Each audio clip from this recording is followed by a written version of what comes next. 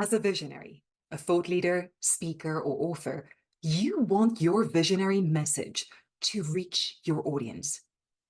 But what if your audience is diverse in ways that you cannot understand? What if you just don't speak their language? One explanation for this is neurodiversity. Our guest on this episode of the League of Visionaries podcast will help us to understand the language of neurodiversity. Meet Jenna Evelyn. Besides her wacky sense of humor, our guest is known for her musical and acting talent and golden voice. She grew up wanting to be an actor, but her life was turned upside down by an incorrect, then late, diagnosis, leading her to enrolling for a degree in psychology. She's currently in her final undergraduate year. When not studying or working, you'll find her scuba diving. She is a qualified rescue diver and currently writing her first novel. Her accolades to date include the Miss Bryanston title, the Miss High School South Africa title, and she represented South Africa internationally in performing arts and modeling at the International Model and Talent Association in New York. She achieved full academic and cultural colors in her final year at school, featured in TV ads, a Showmax series, and various theater productions. More recently, she was invited to be a lifetime member of the prestigious Golden Key Honors Academic Society. All of this while attempting to navigate undiagnosed ADHD, anxiety, and depression. Jenna Evelyn will be speaking at the upcoming PSASA Convention 24 on the hot topic, How to Speak the Language of Neurodiversity. Welcome to the League of Visionaries podcast, where we meet experts, entrepreneurs, and enthusiasts with a visionary message to share. This podcast is brought to you by Yazzie Media Virtual Media House. Yazzie Media is a proud media partner of the PSASA Convention 2024. We dedicate this second season of the podcast to the speakers and other visionaries behind this premier event for the speaking community. I'm your host, Marie Leroux, and this is the League of Visionaries podcast. Jenna Evelyn, welcome to the League of Visionaries podcast. I'm so thrilled to have you with us at last. Oh, thank you so much, Marie. I've been very excited for this and I'm happy to be here. And I think you have got something of so much value to share with visionaries, thought leaders, speakers, authors, experts, entrepreneurs who are aware that their audience out there and their market out there is diverse in so many ways. But we hear this buzzword of neurodiversity, neurodivergence, and we don't always know what it means. And I believe you're going to give us a really powerful insight, both from the inside looking out and from the outside looking in, thanks to your own very intimate experience with neurodiversity, the agonies and the ecstasies, but also with the professional approach from a psychological point of view. So we're very excited to hear what you have to say. But before we dive in, who is Jenna Evelyn? I would say I'm more just your ordinary Jane. Hey, Marie. I'm nothing particularly special. I would say that I'm just someone who has experienced this firsthand. I know what it's like to go through a world that seems to be wired against you, with a brain that seems to be wired against you. And the only time it feels that way is when you don't know what you're dealing with, when you're not sure what is this, what is this blockage that I can't seem to get past, get through, work with. And so I am very pro diagnostics. I'm very pro neurodiversity, pro mental health, but I find that in today's day and age, that's quite a common theme. You'll hear a lot of people saying, I'm so pro mental health. I'm so, you know what, we must accept everybody and the reality is that neurodiversity and a lot of these things can look a lot more ugly than we anticipate they do. These episodes are not pretty. And it's when that happens that people still end up getting shunned. I experienced that firsthand. I developed quite a few anger issues because of it in my youth. I was bullied quite a bit. I really struggled to make friends in school. And by the time I was 18, I'd already attempted suicide 4 times, which is frightening. I then discovered at the age of 21 that I had ADHD through the course of my studies, funnily enough. And I went and got tested because I was sitting in this lecture hall and it was just a slide or two on ADD and ADHD. And I was listening to this lecturer just buzzing through everything. And I thought, well, isn't this, what everyone feels like? And it wasn't. And it wasn't. And it's quite funny because you experience that a lot. Don't get me wrong. As a psychology student, I've sat there and I'm pretty sure I'm able to diagnose my whole family at this point, although I'm not licensed, so I won't. But every week it changes because every week there's a new thing on the curriculum. Precisely, 100%. Oh no, I think I've got about 10 disorders personally at this point, which is why we can't diagnose ourselves. But I had the suspicion. I went and got myself tested, and my prefrontal cortex lit up like a Christmas tree. I went and got something called an EEG, an electroencephalogram, if I've got it correct. And so it's where they connect those little electrodes to your head. They measure your brain waves when you're awake, when your eyes are closed, when you're sleeping, that sort of a thing. And of course, the diagnosis came out as ADHD, plain as day. I wish that I had known a lot of the research that we have access to today way back when I was a kid, when I was struggling to make friends, when I was struggling to excel in school, when all I wanted in the world was to do well, to do my parents proud, to feel like somebody. And everything seemed to be wired against me. So I learned the hard way. You can't fight the system, but you can cheat it. And that's what I'd like to share today. And you've got some fantastic hacks for dealing with neurodiversity in general, but especially for ADHD. And we're going to come through to that later in our discussion because that is solid gold, even for people who are thinking, maybe there is something here that I can benefit from. That's definitely all valuable stuff.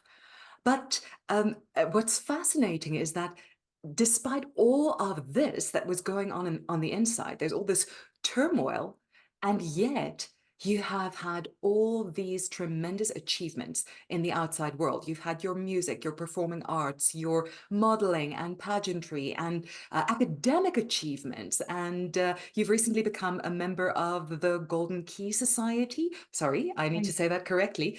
The Golden Key Honors Academic Society, which is a tremendous honor, a lifetime member.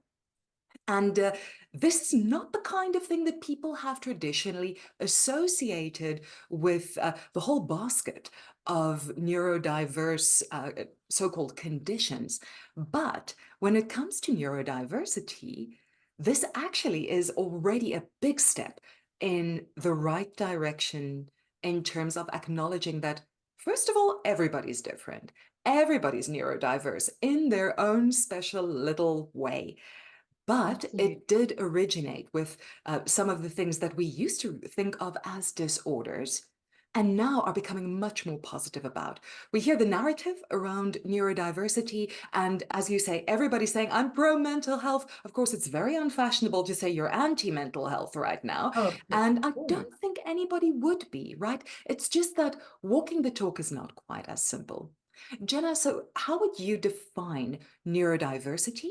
And from there, where does ADHD fit into this? Okay, so neurodiversity and neurotypicals these are opposite terms. They sit in parallel to one another. So in order to understand neurodiversity, let's first talk about the neurotypical. This is what you would call your normal people, your day-to-day functioning. They go to work and they come home and they go, oh, my darling, I'm so happy to see you. How was your day? The children are playing in the lounge and waiting for you. And in reality, let's be real, who's really like that, right? Right. Which brings me to neurodiversity. And neurodiversity really just implies neuro, the brain, and diverse, meaning that everyone is so vastly different. Our very experience of the world is defined by our mind. Our mind is what defines that. And so neurodiversity opens that up to including and being inclusive towards a lot of these considerations, a lot of these things that we might not necessarily personally be able to identify with, but we can logically consider them now in a way that we couldn't before. That's a very, very helpful introduction because it really shows us this is not exceptional.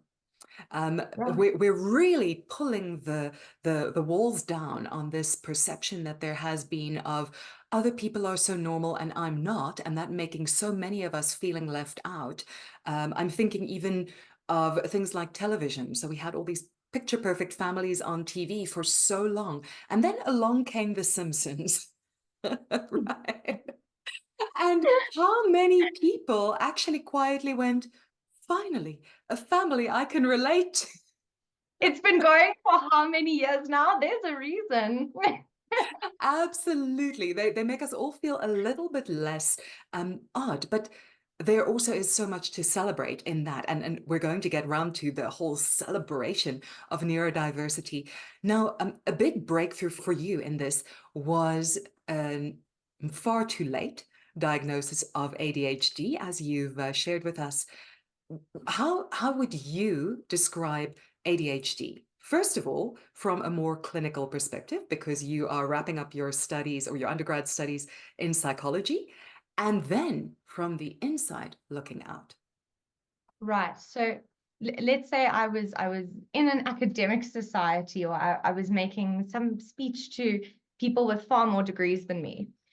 I might say that ADHD is, some people say it breaks up into 7 different types. Some people just consider the traditional 2 that the DSM-5 recognizes, which is your distractible and your inattentive. You get your super, super hyperactive, can't move. I mean, has to move around all the time, can't sit still. It's like an itch that one can't scratch.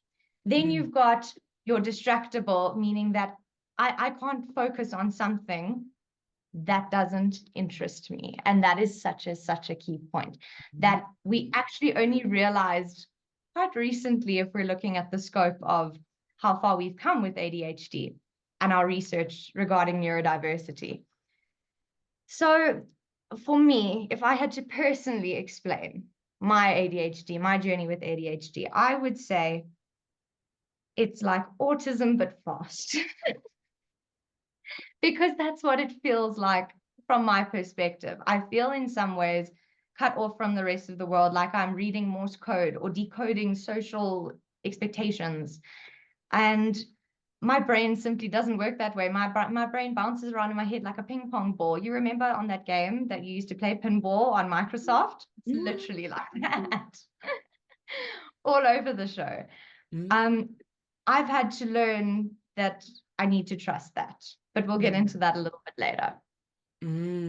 Very exciting. That's a great teaser because I am very excited about the way you've been hacking this and really finding ways that it's possible to cope and even thrive, For but with the sure. consideration, not denying the condition, but rather than finding where the superpowers are hidden within that, because that has been your key to making things work. So that's a really exciting prospect, Jenna. Um, Perfect. I'd like to go a little bit deeper into this renewed interest or the growing awareness that there is at the moment surrounding neurodiversity, neurodiversion, neurodivergence, and let me say that again, neurodivergence. And why it's becoming important in the workplace. And we're going to be speaking soon about why it's so vital for speakers, for authors, to know that there are people out there. Because when you said, I just can't concentrate on things that don't interest me, every speaker needs to be paying attention. Every author needs to know this is somebody who's closing your book, they're tuning out of your presentation. It's somebody you have lost. So For sure. speaking that language of neurodiversity as you're advocating in your PSASA Convention 2024 talk, that is exactly what we need to know. But when it comes to the workplace, why is this such a vital conversation to be having? I think when you look at ADHD, I can only testify to ADHD personally, but let's talk about neurodiversity as a whole, right? When you look at neurodiversity, it's something that can either make you or break you. Because the unfortunate reality is that one person, we'd love to say, yes, every little change makes a difference. However, one person can't just decide to change the system and then it's changed. We live in the world that we live in. So ADHD or neurodiversity on the whole can either be present in your degenerates, your kids that are smoking behind the gym at school, or your head boys. And in the same way, you can look at it in the workplace and say, this is my future, the first female CEO of my company, versus this is the employee that I just can't seem to get to work, get her to come to work on time. I can't seem to get her to submit things on time. She's not interested. She doesn't come to the socials. I don't know how to work with this person. So it really is a make or break situation. And I'm hoping that I can share a little bit more about how to bring that out of people in my talk at the PSASA.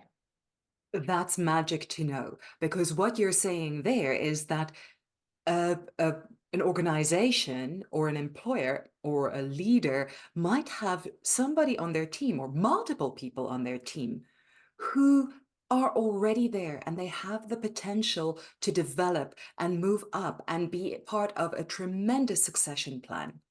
But right now they're underperforming. And the thing is, it's not your fault, but it's not their fault either. It's really a matter of cracking the code and beginning to understand what that person can bring to the table if we are willing to, as you say, speak the language of neurodiversity, to go and harness their genius and then mitigate the weaknesses that are going to be there between the members of the team. So that's really powerful stuff. And for an organization, that means budget, because hiring new people is very expensive and it's a risk. So what about taking the devil you know, as they refer to it, and seeing what that person actually is capable of? Because possibly neurodiversity could be a key to understanding what is going on there and what the potential is that you already have in your own team. Precisely. And all that requires is a slight open-mindedness to change the parameters of the workspace and just the dynamics which we work within. Absolutely. And that's within the workspace and why it's so important there. And I know that this is an area where you're beginning to contribute to with your insights that organizations can look at to start seeing what is possible within their teams. The PSASA Convention 2024 is Africa's premier event for professional speakers. Whether you are already an established speaker, you're finding your feet, or you are aspiring to starting a professional speaking career, this is your opportunity to learn from the best. Connect with professional speakers from across Southern Africa, Africa, and the globe. Book your spot while they're still available on the PSASA website at psasouthernafrica.co.za or scan the QR code on your screen. And now, back to our guest.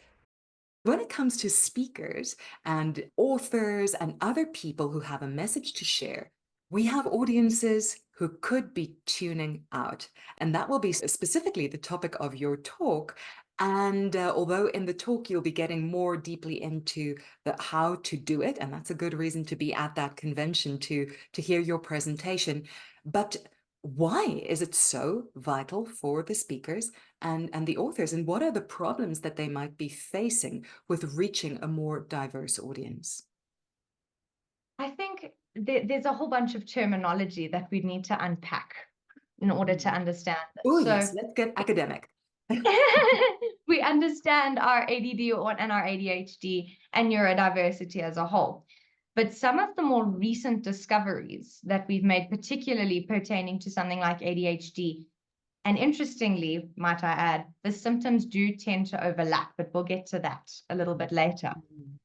So some of the symptoms that they found with ADHD and some of these new developments include, they've discovered that your executive functioning, which is in your prefrontal cortex over here, doesn't seem to work very nicely in those of us who have ADHD. So call your executive functioning Jeeves the butler.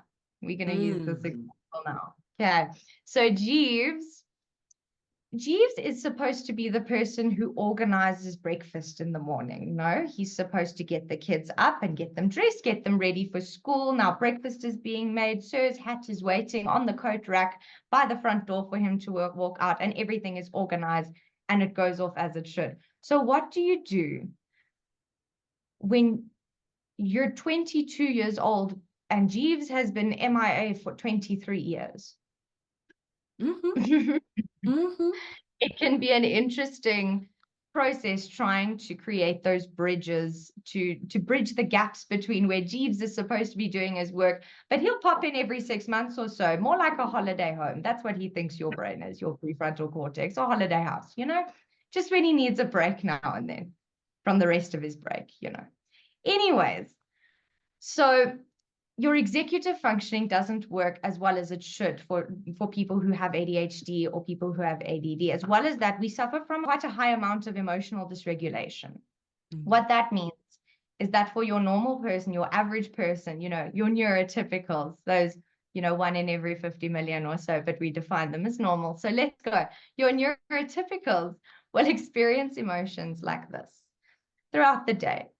Like maybe someone did something in traffic that annoyed you, and then someone complimented you at work and everything's okay, nothing lasts too long. Whereas for neurodiverse people, we experience emotions like this, and that can be throughout the day. That can be over periods of a few weeks to a few months, depending on exactly what kind of neurodiverse person you are. For me, it would be more throughout the day, 2 weeks at a time before I got on the right medication. I must say my medication has made a world of difference. On top of that, there's this new term we've discovered called time blindness. So your neurodiverse folks will always, like, perpetually end up being either super early or super late for their appointments. Whether that's a deadline, whether that's I've got to be at work by this time. And it's really not, it's nothing personal. It's not because they don't care. It's because in the neurodiverse person's mind, we have now and not now. That's our frame of time. On or off. It's on or off, precisely. Very black or white thinking. So you'll find that your neurodiverse person won't be the first person to think, okay, well, I've got to shower. That's going to take me 20 minutes. And then I've got to get dressed. And then I've got to put on makeup. And that's going to take me another half an hour. And then I've got to get in my car and get there. Then it's going to take me 5 minutes to get from the parking lot to my work. So all in all, let's say 45 minutes. Your ADHD people or neurodiverse people will often end up trying to get to work like even an hour earlier, because then they can make sure that they're there long before they have to be, and they're definitely not late. Overcompensating. Precisely. It's a coping mechanism that a lot of ADHDers and neurodiverse people experience. Then there's the concept of out of sight, out of mind. And I so love my family and friends for understanding this as well as they do. We all know this. The families and friends are paying attention to this, because this is really, really important to know. So are you listening? People who love neurodivergence, pay attention. Right. We all know this saying, out of sight, out of mind. And this is truer than ever for neurodivergence.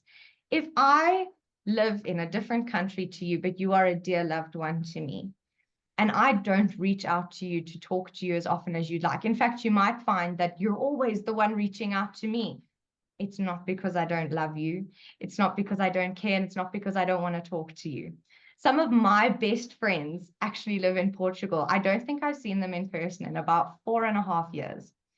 But every few months, one of us, maybe a memory pops up on my phone that reminds me of this time we had in high school together, where she was pretending to be a unicorn by twisting a fizzer and holding it on her forehead. And it was very funny. And I'll think, oh my gosh, how is Beatrice doing? Let me give her a call, and we will talk like nothing's changed. And so the less expectations you can have with your neurodiverse loved ones, the better. Because expectations mean pressure on a social code that we can't read. Then you've got hyperfocus as well. And I love hyperfocus. So please get into this one for us, because hyperfocus is what I used to call flow. So Mihai Oh, Csikszentmihalyi came out with this wonderful book and this concept of flow, when you're absolutely in the moment. And this is the way to be creative. It's the ultimate state to be in. And yet, here is this shadow side to flow that neurodivergence and especially people with ADHD have come to know, love, and dread, because that's where the time blindness slips in. Tell us about hyperfocus, the superpower, and the kryptonite. that hyper focus is the superpower and the kryptonite. It's a blessing and it's a curse for sure. But it's the very thing that results in our procrastination. It's the very thing that also results in, like, I can study for an exam the night before the exam and do really, really well because my brain can hyper focus and just soak up the information the way that I need it to. Not everyone, by the way, with ADHD or ADD experiences that in particular, but things do have a funny way of balancing out. We'll get to that now. Um, Hyperfocus effectively is like that zone. If you think of that animation, the Soul, have you seen Soul, that Oh, animation? It was a Pixar animation, and they call it the zone, don't they? When they're floating in all the colors and they're really doing what they love and they're passionate about. Okay. So in the zone, that is hyperfocus.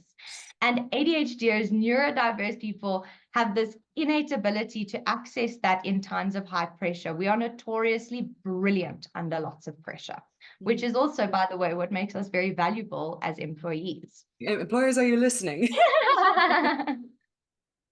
One might think, like when you think of ADHD, in fact, that's the typical association, right? When you think of ADHD or ADD, it's someone who can't focus, when in reality, it's not a lack of focus, it's a lack of motivation. We can hyper focus on what interests us. But if I cannot see value in something that you are offering me, I'm not going to be interested and I'm going to tune out.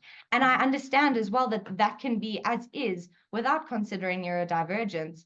That can be quite a difficult thing, is keeping your audiences engaged with you, keeping them interested, keeping them hooked in what you're saying, particularly in this day and age, because everything is so based on instant gratification. So the way that you engage with people really needs to, you need to make it count. There's a term called sensory overwhelm, and this was one of the first things I actually discovered when I found out I had ADHD. And it made so much sense all of a sudden. Now, sensory overwhelm is based on the fact that neurodiverse people struggle to prioritize things mentally. So in your neurotypical mind, everything, I can put it in this kind of an idea for you, in a pyramid, right?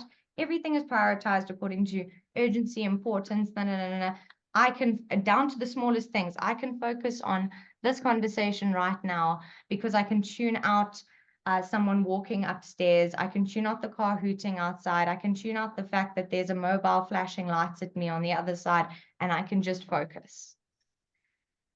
For neurodivergence, that prioritization line is more like this. It's flat.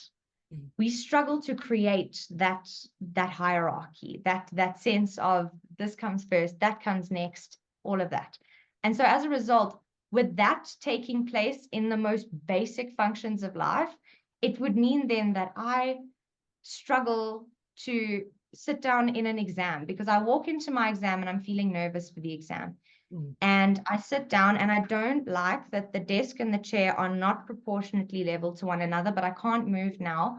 And everyone's pages are turning at different rates. And at the same time, there's a nasty smell coming from the corner of the room, but I can't say anything. Also, I think I might throw up and the lights are really, really bright. And I pass out because it is genuine sensory overwhelm. All of my senses are heightened to the point where I can literally pass out from it. That was an interesting one, and it explained a lot of interesting dynamics that happened in high school, actually, when I kept passing out and we couldn't figure out where that was coming from, but we figured that one out. So I think those are some of the most important things on modern research on ADHD to be aware of, so that we know what we're getting into when it comes to the workplace, when it comes to not only working with neurodivergence. Sometimes it's about knowing how to work for neurodivergence. Oh. Sometimes it's knowing how to bring out the best in your neurodivergent employees. So this process is so vital on understanding the exchange between those. This is such valuable information. Jenna, as you're going along, I'm thinking, wow, yes, and there are a lot of these things that apply anyway, but it's as if you've got a dial for all the different things and that involve keeping people engaged, for example. And we know that, like, everybody's going to be more motivated if they're interested, for example, but turn up that dial all the way. And that is what you're dealing with. And actually, preparing a presentation, writing a book, or writing an article, or dealing with a team, leading a team with the awareness that what if there's somebody who literally cannot focus if they're not really motivated and interested? That is a really powerful starting point because it already sharpens our message, it sharpens our delivery. But knowing how to do that is a bit of an art. So thank you very much for naming these things and getting into the terminology for us, because what you also do is those names, the terminology is not just jargon, it's actually a tool, because when you have a word for it, you can suddenly understand it, you can suddenly deal with it. Otherwise, it's just this thing that you do, and we don't understand how to express it, right? But when we have the word, we can communicate around this. And for people who suspect that they may have ADHD, and as you say, it's really worth pursuing a diagnosis from a professional. But people who think they're seeing this, and for people who care about people who may be neurodivergent or who have already had a diagnosis, and for speakers, authors, employers, leaders, take note of these terms because they can empower you so that you can open up a conversation and move forward and really empower everybody. It might be an interesting time to get a little bit deeper into diagnosis.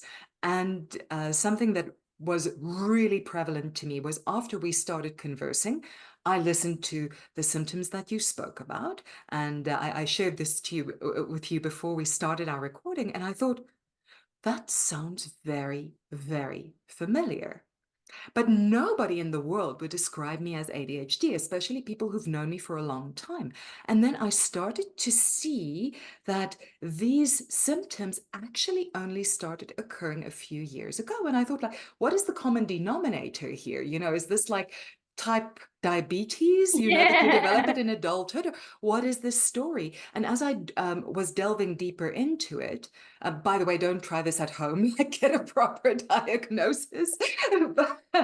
But as I delved deeper into it, I saw, but the same symptoms do overlap with other conditions. And for me, the condition was post-traumatic stress disorder, PTSD. It just goes to show you things can happen in our worlds that can create these conditions.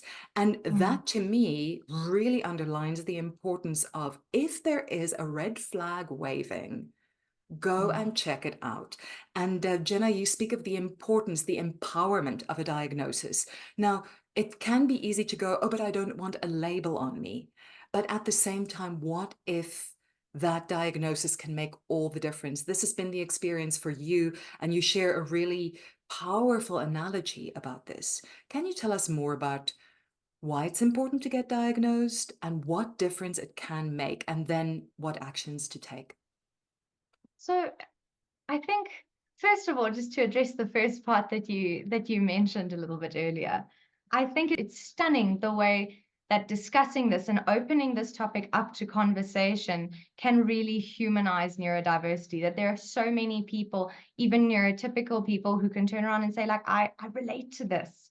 I understand now, because that's what we're aiming for, right? I think the importance is, there's a difference between your Dr. Google and educating yourself. And there's a wonderful platform of people who know a lot about this, who have experienced this firsthand, and you can connect with people a lot like you online. It's not a bad thing to Google it. It's not a bad thing to research it, to see, let me find out a little bit more about this. Just make sure that the information you're getting is credible. That means it has been corroborated by academics in the field. And do not try to diagnose yourself. Only a diagnostician, being a psychiatrist or a registered psychologist, would be able to diagnose you. And so you'd need to go and see one of those if any of those red flags are flying. And with what you say about the labels, about how so many people find neurodiversity, or let's say it's ADHD, let's say it's borderline personality disorder, BPD, let's say it's bipolar, it feels like this caging label. It feels like a cage. It really does. It feels like a box that you're put in. And I still remember I was actually misdiagnosed before I was correctly diagnosed with ADHD. I lived for 2.5 years, thinking that I had borderline personality disorder because I received this diagnosis before an ECG, at least an EEG, was done on me. And I remember feeling like my world was just going to come to an end. I had this life sentence. There was no way I could escape this. This was my fate. I was doomed. And the relief that I felt in comparison when I got my ADHD diagnosis, funnily enough, not because this was something that was like more acceptable, because so many of the symptoms overlap. It's like an interlocking web of symptoms, but more because at least ADHD is thought of as, this was my thought process, ADHD is thought of as the, oh, I just can't focus in class. It's not the crazy person having a tantrum in the middle of the grocery store. It's not someone who can't hold down a relationship because they're just nuts. It makes sense. And it's something that people think they can understand, but really that's a misconception about ADHD. The very misconception about neurodiversity was what made me feel safe under that label. And so I think what's important to define here is that a label is only a label if it is damaging. So the label isn't ADHD. The label is unmotivated, lazy, uninterested, doesn't care. Those are your labels. ADHD is a term to understand that your brain works in a certain common way to other people, funnily enough. Yes. How enlightening. And that is what makes it really liberating. This is not about limiting yourself, but rather about understanding yourself and freeing yourself from a lot of the stigma that's out there, of course. And we're working on that, obviously, collectively. There's so much is happening to just normalize the fact that nothing's really normal. Now, Jenna, there may be people watching an episode like this and knowing or suspecting that there might be somebody in their life who is neurodivergent and may have something that they need to know. What do neurodivergents need their family, their friends, and their professional networks to know? I think what I wish I could have said to people before I knew that I had this diagnosis even was that we're not monsters. And if we could explain to you what's going on in our heads, believe me, we would, but we don't get it ourselves. I can't explain to you why in my brain, whether it's dyslexia that counts backwards with the alphabet or haywire here and there, that is the common thread amongst us neurodiverse people. And it's not something that we can help. But if you can accept me as I am, if you can offer me empathy, and understanding, even if it seems totally illogical, if you can show me grace and patience in my difficult moments when I seem to be malfunctioning slightly, if you will, I can learn to make this my superpower. I can, and I have, and anyone else can. It just comes down to being okay enough to trust in who and what you are, because everything is wired in a way that balances out, funnily enough.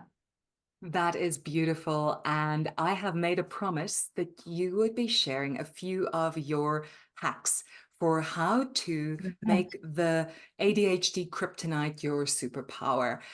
Would you like to share that with people who are listening, who may benefit from that, and the people in their worlds, and even employers and Yeah. people who lead a neurodiverse team, and of course, the speakers and the authors? Right, 100%. I think the most important thing to frame what I'm going to be speaking about also at the PSASA this year is it's neurodiversity awareness that we have currently versus that neurodiverse celebration that you've highlighted that previously to me. I remember my mum sitting me down when I was quite little, and I was struggling at school, and I was struggling to make friends, and I was so miserable. And I said to my mom, I'm stupid. I'm so stupid. I can't do anything. I just can't get anything right. And my mom turned around and said, you are not stupid. You are highly intelligent. You are just different. And then later, when I got my ADHD diagnosis, she kept telling me the same thing. And I was looking at her and thinking, how can this not be a disorder? How can I not think about this as something that hinders me? That's what it is. I mean, I forget my keys 12 times a day. I always have to go back into the house once I've gone to my car to leave the house because I've always forgotten something, no matter how hard I try.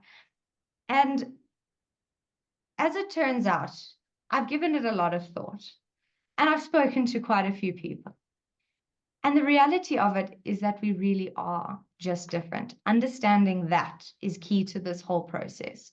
Because while I might forget my keys, my phone, my purse, everything around me 12 times a day, I can study the night before an exam at university level and ace the exam the next day. Most of my mates at varsity answered the poll to that as saying they'd rather have my problem. So if we could choose, all I'm saying is that things do work out quite well. Jenna, your presentation at the PSASA Convention 2024 is entitled How to Speak the Language of Neurodiversity. Why is it so important for speakers who might be also authors, thought leaders, entrepreneurs, and people who are making a contribution in other ways? Why is it so important for them to learn this language of neurodiversity? I think we're better to start, right, than our influencers, than our leaders, than our people who motivate us to think in a certain way, to change something in a certain way. I think that if we can start at the head of the snake, so to speak, with the people who influence us the most, the people who we respect the most, we can filter it on through there. Mm. That's a great start. That is a really, really great start. And I believe for speakers who can speak that language, it just so richly enhances what we can offer from the stage. So I, for one, really, really keen to hear what you have to share there, and very, very excited to have you at the convention. The convention is definitely the place to come and see you live and in person, because a lot is happening in your world this year. You're wrapping up your undergrad studies, is that right? I am 100%. But But I am Jenna, so yes. excited about the convention. You have no idea. Um, I'm excited to be speaking to you guys. I mean, obviously, selfishly, from the neurodiverse perspective, I'd love for everyone who has the amount of influence that a lot of these people attending the convention, I'd love for more people like them to understand this kind of struggle, this experience. Because if we can factor that into every aspect of how we teach, how we interact with people, how we get the best out of people, wow, what a difference. Wow. So it's a win all round because audiences win, speakers win, event organizers win because more people get results from the events where they have speakers who speak this language, and Yeah. the neurodiverse community wins. So I think that's really well worth pursuing, well worth attending. And I believe it will be the first of many, many, many opportunities for you to share this even more widely on stage. But on the world stage, you are also preparing to share that more through your online offerings. And I would love to ask you, Jenna, for people who are getting ready to attend the convention, and then people who are just interested in learning more, in seeing what's possible for their team, for their work, for the people in their world, where can they get hold of you? I'll tell you what, we shall pop my email address in the description. Shall we do that? You're welcome to reach out to me there. And then as well as that, you're also welcome to reach out to me on LinkedIn. I recently started up one of those. And stay tuned, please, on LinkedIn, because I'll be launching my own little neurodiverse community known as Neurodiverse Generation with a J.